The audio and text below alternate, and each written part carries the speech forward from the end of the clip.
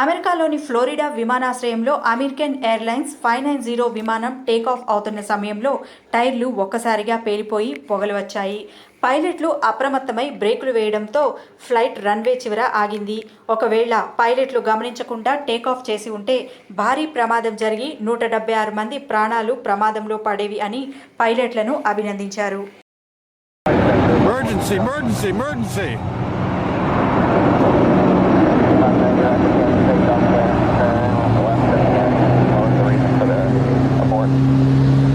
They're on fire. Yeah, the balloon tire require off, and we're going to keep the 70 degrees.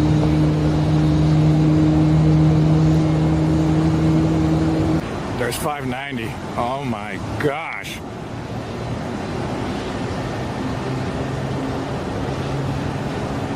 Where's the trucks? Where's anybody?